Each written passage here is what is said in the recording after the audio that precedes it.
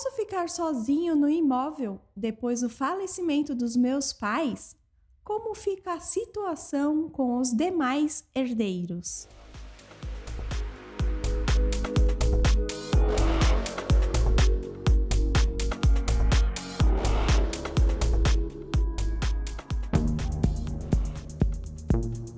Olá, eu sou Fabiana Maia, jornalista do Grupo SP Imóvel. Aqui com a gente teremos a participação do sócio-diretor do Grupo SP Imóvel, Marcel Toledo. Seja bem-vindo em nosso bate-papo. Oi, Fabiana. Nosso convidado de hoje é o advogado Fábio Tancredi. Ele que advoga na capital de São Paulo e tem experiência em casos de inventários de compra e venda de bens de imóveis. Doutor Fábio, seja bem-vindo em nosso bate-papo. Obrigado, é um prazer estar aqui com vocês. Doutor Fábio, tem dois irmãos. Um deles saiu de casa dos pais e o outro continuou morando lá com os pais. Mas os pais faleceram. E esse irmão, que já morava com os pais, quer continuar no imóvel, pois tem 50% da herança.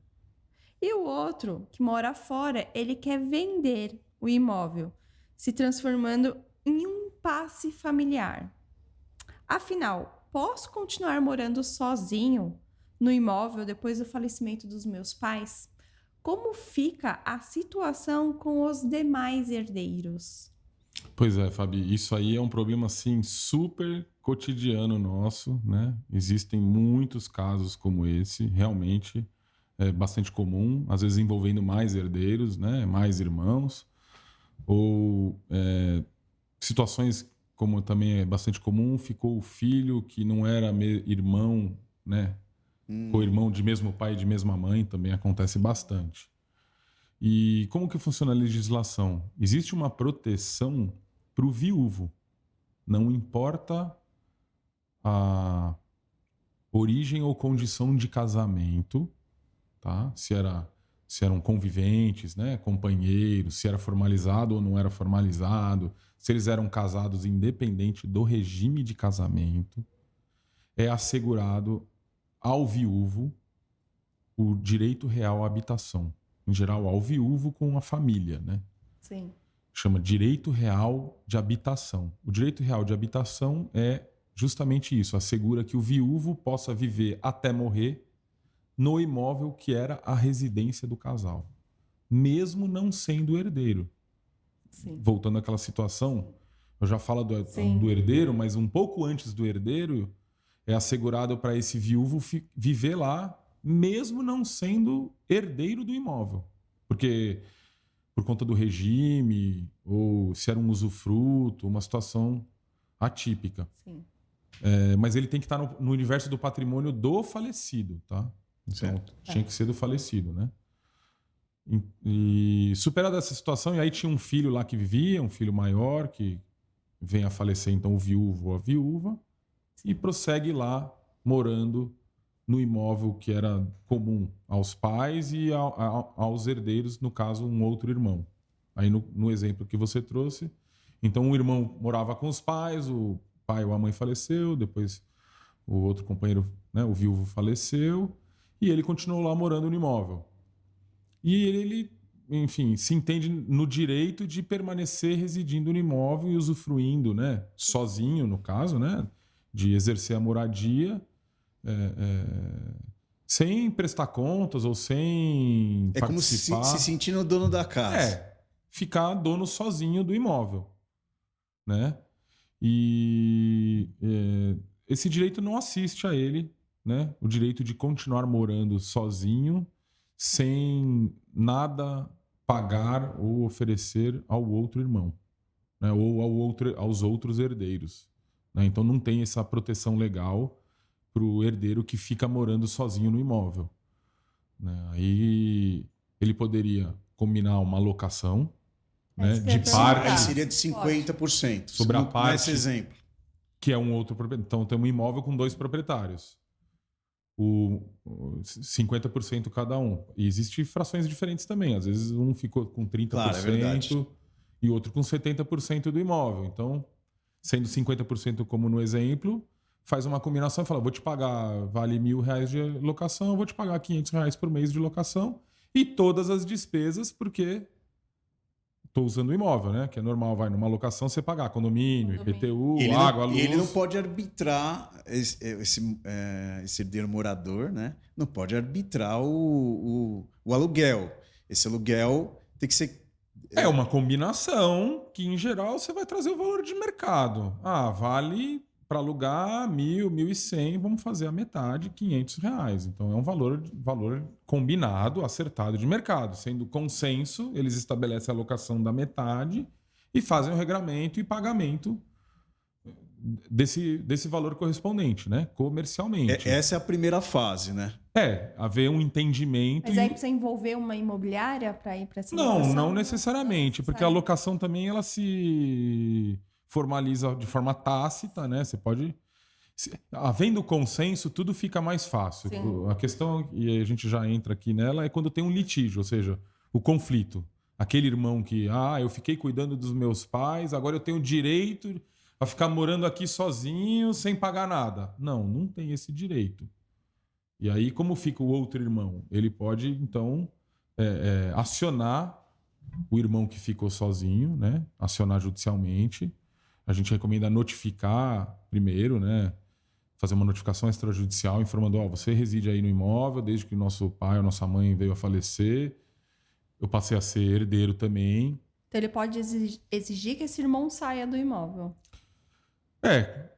Sair não, né? A saída, a gente está falando de uma questão de posse. A questão possessória, ela, apesar de se confundir muito com a propriedade em muitas situações, ela é tratada de forma diferente.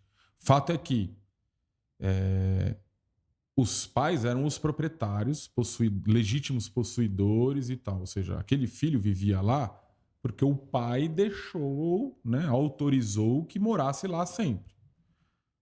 E ainda tem até uma situação peculiar que uma discussão se o seu direito de reclamar o imóvel só surgiria depois de você concluir o inventário ou não. É uma discussão. Porque, por exemplo, aquele irmão pode se recusar a realizar ou a fazer em conjunto o inventário para passar para o seu nome e, a partir desse momento, você ter direito sobre o imóvel. Mas tem um princípio de Sazini, que é um termo jurídico, que a transmissão da herança ela se dá com a morte do falecido. Então, por esse princípio, a partir da morte do falecido, você já tem direitos a reivindicar. Tá? Então, é uma discussão assim, se eu teria que fazer o inventário e passar para o meu nome, ou se eu já posso reclamar no dia seguinte do falecimento do meu antecessor lá, o último que vivia na casa. Né? A gente entende que já pode imediatamente reclamar. Fala, você está agora morando sozinho, a partir de agora você tem que me pagar 50% de aluguel. Senão eu vou tomar providências. A forma mais econômica para as duas partes já é entrar nesse consenso de locação. Né? Perfeito. Na metade. Nesse exemplo de 50%. Isso. Do que ficar deixa ele entrar com o processo. Por quê? Se ele entrar com o processo... Né? E o processo seriam diversos. Um para fixar uma locação, que é uma situação. Outro é para... Quem vai arbitrar esse aluguel? Vender o imóvel, por exemplo, que o outro que está usufruindo sem pagar nada não quer vender também. E tudo tem custo, né? Tudo vai ter. Custo para avaliar o valor da locação, né? O processo, o prejuízo não só das despesas do litígio, que é contratação de escritório, custas processuais. Perito. Depois você vai fazer uma avaliação do imóvel. Exato, que é por perícia. Você já até pode trazer previamente avaliações imobiliárias, né? Por economia. Até para orientar o perito ou já induzir. Eu passei por uma situação recente em que a gente estudava a possibilidade de ter um interessado na compra apresentando uma proposta formal junto com avaliações imobiliárias que indicassem o valor e pedir ao juiz uma tutela antecipada, enfim, para que o juiz desse uma liminar, para que os outros, no caso, eram 4 herdeiros e 3 estão querendo vender e um quarto não quer nem conversar. Então a gente estudou de trazer uma oferta de compra para o imóvel, levar ao juiz. Tem uma pessoa interessada em pagar 1 milhão e está aqui uma avaliação 1.100, 1.900. Ou seja, eu tenho uma proposta de compra por 1 milhão, a avaliação na média é de 1 milhão e eu quero uma autorização para o senhor autorizar a escritura da totalidade do imóvel e depositar o saldo daquele coproprietário que não quer vender. E deu certo? Não, eles não contrataram. Não quiseram contratar. Enfim, por quê? Exatamente, os custos que envolvem um processo. Mas essa seria uma possibilidade. Exatamente. Foi uma coisa que a gente, assim, é mais incomum que eu tô te falando. O que seria normal, então, você faria, sem ter a proposta de compra, fazer as avaliações, levar ao juiz, o juiz poderia ou não se convencer com aquelas avaliações ou nomear um outro perito, aí já mais custo. E é alto esse aí, mais alto. Aí eu vou te falar, aí o grande prejuízo vem aqui. Aí houve o dissenso nas avaliações, o juiz nomeou um perito, aquele que o perito fixar já vai ser o valor fixado, muito possivelmente. Então foi lá e falou, vale 850. Então não é nem 1.100, nem 900, é 850, fixado como valor de avaliação. E o imóvel, pelo dissenso, né, pela falta de consenso dos proprietários, vai a leilão. Vai a leilão. Exatamente. Então, o caminho da dissolução de condomínio... E o leilão tem custo. Não, o leilão tem redução do preço. Porque... E aí é onde está o maior prejuízo, da falta de consenso. Porque o valor do leilão, normalmente, é o primeiro leilão, o valor da avaliação, que, no caso, né, no exemplo, 850. Que já foi baixo. Abaixo do que eles imaginavam valer. E no segundo leilão, o juiz fixa um desconto que a lei autoriza até 60%. Redução para até 60% da avaliação. No caso, até 50%. Que é o que todo mundo diz, que geralmente ninguém pega no primeiro leilão, só quando é muito, muito interessante, né? Um exemplo, como ele foi avaliado abaixo do preço. Eu acho, na minha opinião, vale mesmo eu vou pagar 850 e não vou ter concorrência. Eu vou lá no primeiro leilão e arremato. Aí no segundo leilão, que seria, vamos dizer que fosse 60%, vai lá, por 500 mil, um imóvel que em tese vale 850, que na realidade a grande maioria vai para o segundo leilão. Exato.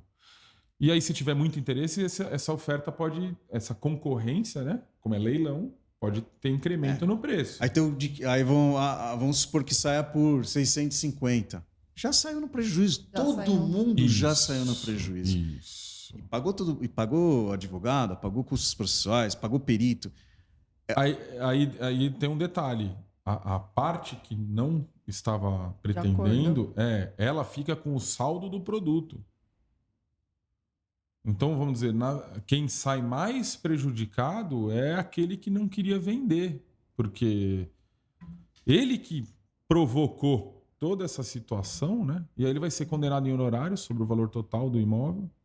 Então, se é 25%, ela é condenada em 20%, não vai sobrar nada para ela. Entendeu? Então literalmente, dependendo do número de herdeiros, você vai perder ou você vende junto, ou você perde o imóvel e periga sair devendo. É o que a gente sempre diz no nosso canal aqui. A gente sempre bate nessa tecla do consenso entre... Né? Sempre houver... as partes se entenderem, porque é sempre muito mais econômico, né? Inclusive desse herdeiro que, às vezes, voltando ao exemplo, que bate o pé, que fala que não quer sair do imóvel, e no fim ele pode até, daquele período que ele ficou, ele usufruiu tudo, mas se acontecer uma situação, que nem o exemplo agora, ele sai num prejuízo enorme, né? Talvez, aí é uma questão tudo de forma de visão ou de compreensão, né? O prejuízo financeiro pode ter acontecido, mas ele pode entender que o benefício foi viver lá por tanto tempo sem pagar nada também, né? Exatamente. Pode ser essa visão. É meio relativo, né? Então, assim... Porque dependendo de quanto valia o imóvel, né? Tudo também muito relativo a esse ponto. Então, eu morava numa casona que tinha tudo, usufruí da minha vida aqui, numa chácara ou sei lá o quê... Vai depender da idade, do exato. herdeiro, Então né? eu prefiro 1000 vezes ficar aqui morando e brigando lá no judicial do que pegar metade do valor e ter que me virar num imóvel que eu não vou ter o mesmo conforto. Né? Ele pode se recusar a abrir esse imóvel para mostrar para terceiros? Ele vai ter toda a atitude de... Porque também, aí ele deixa visitar e fala, tá vendo? Isso aqui é uma porcaria, custa uma fortuna para manter. Isso aqui você vai ter que refazer, porque meu pai fez muito mal feito. O encanamento é todo estourado aqui, a conta de água vem 10 mil reais por mês. Exato. Vai lá só prejudicando exatamente. a venda, né? Ele deixa visitar. Mas quando vai a leilão, aí o prejuízo, né? Porque tem também essa avaliação, né? Às vezes ele deixando deteriorar, e aí de novo voltando, né? Cada um de uma forma. Então você vai viver no imóvel deixando ele deteriorar inteiro, só para dizer que você usufrui do imóvel também não é muito inteligente. Faz né? muito Infelizmente sentido. Tem essa questão, né? Ou essa situação de gente com cabeça ruim, né? De achar que o imóvel tem que te entregar e você não precisa fazer nenhuma manutenção e acha que vai durar eternamente, né? E não é verdade. E as brigas familiares rolando solto, né? Que eu acho que esse é... E os advogados ganhando dinheiro em cima. Cara, é uma atividade porque o não consenso acaba prevalecendo muito. Infelizmente, a discussão entre herdeiros e familiares, né? Porque no fundo são ou irmãos, são parentes. E entra numa discussão sem fim. Às vezes sai da razão, né? Às vezes sai da razão. E aí é totalmente prejudicial. Assim, dos inúmeros inventários que eu participei, né? Já atuei. Inventários litigiosos, eles só terminam de uma forma: quando a gente faz o acordo.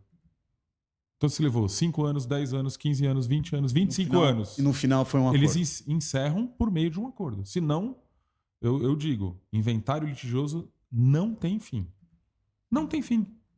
O juiz não tem interesse em terminar, infelizmente. Muitas vezes fala, diga o herdeiro. Ele não quer arbitrar. Diga o inventariante. Diga os demais herdeiros. Diga o inventariante. Aí fica num conflito, num litígio. Eu tenho um que eu sou credor de um herdeiro. E era um inventário que o pai faleceu, teve 3 ou 4 casamentos, tem uns 6, 8 filhos também, de diversos casamentos. Aí ele fez uma distribuição que, na visão de uns, beneficiou a última companheira dele.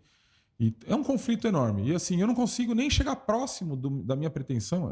Detalhe, são muitos bens. Fazenda, mineradora, assim, inúmeros bens. Ou seja, eu cobro um devedor que ele tem uma enorme herança para receber. Só que assim, não consegue liquidar nada. O conflito é tamanho. Então fica mudando de inventariante. Fica o herdeiro dizendo que não podia. E aí, assim, tem coisas que tem uma autorização para sair um dinheiro para pagar uma obrigação que é de custeio de atividade. Tipo, a fazenda precisa pagar os empregados, precisa continuar a atividade, entendeu? Senão vai deteriorar completamente o bem. Sei lá, tem não sei quantas cabeças de boi lá. E não entra nenhum inventariante competente para terminar o inventário, entendeu? Então é um conflito, não vai ter fim nunca. Tá trocando de inventariante, vai trocando de inventariante. Aí um determinado ponto, o juiz nomeia... A gente vê, às vezes, a gente trabalha no ramo, que eu trabalhava, havia imóveis, assim, espetaculares, extremamente deteriorados. E a gente olha porque ele está em inventário. É porque ele está em inventário. Olha, isso é uma coisa que Mas é um equívoco das pessoas, ou dessa cultura, das próprias pessoas envolvidas no inventário, de achar que não dá para vender, ou que não dá para alienar. Então tem que encontrar o meio, um caminho, né, aí com assessoria jurídica em geral, né, de conseguir os meios, né, de que forma fazer a alienação daquele determinado bem, né? E no fim acaba, às vezes, nesses casos, né, morrendo diversos herdeiros para os filhos desses herdeiros alienar esse bem, vou falar até o termo aqui, por preço de banana, que eu vejo às vezes falando assim, aquele imóvel tá sendo vendido por 2 milhões. Aí você, mas não vale 2 milhões. Aí eu vou falar a frase de um... Aí no final morre os herdeiros, extingue o problema e esses filhos dos herdeiros acabam vendendo esse bem por preço de banana, porque realmente não tem o que fazer para derrubar o imóvel, porque não vale mais nada, né? Já tá, o telhado caiu, se deteriorou toda a parte estrutural, e aí é derrubar para construir outra casa. E aí vai vender preço de terreno, né? Não de um imóvel, né? Já construído uma edificação. Ia ter duas frases, né? Um de um corretor, um amigo meu, um grande amigo meu, corretor, ele tem mais de 50 anos de experiência e ele sempre fala: compre de quem herdou, não compre de quem comprou. Porque vira preço de banana. Claro que, né, não é sempre, né, que acontece, mas em geral os herdeiros vendem por muito menos do que o comprador do imóvel, porque o comprador é que sabe o valor que deu, o trabalho, o dinheiro que custou, ele adquiriu bem. O herdeiro chegou de graça. Ele chegou de graça, o valor é outro.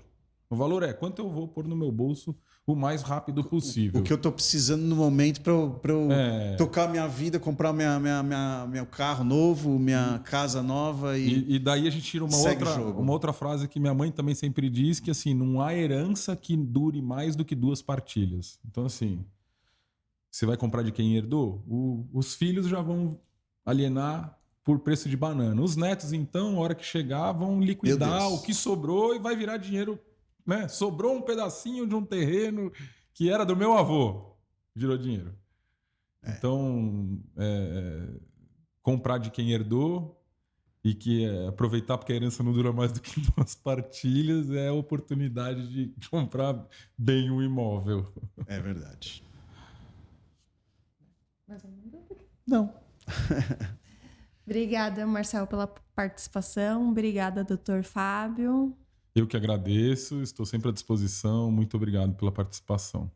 Obrigada. Se você tem alguma dúvida, encaminhe um e-mail para o Dr. Fábio, fabio@tancredi.adv.br. Se você gostou desse vídeo, curta, compartilha, se inscreva em nosso canal. Obrigada, até o próximo vídeo.